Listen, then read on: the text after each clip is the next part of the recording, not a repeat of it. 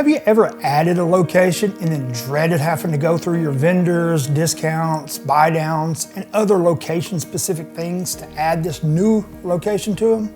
Well, good news, there's a quicker way to handle that. Let's take a look.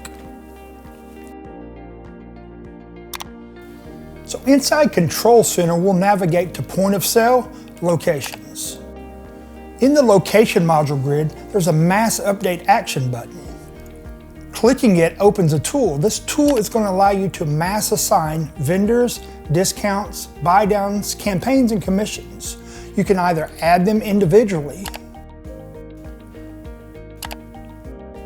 or better yet, you can choose an existing location that has all these that this new store will also use and say copy from location. Hopefully this tip will make adding a new location a little less stressful. And that's this Fast Track's Fact.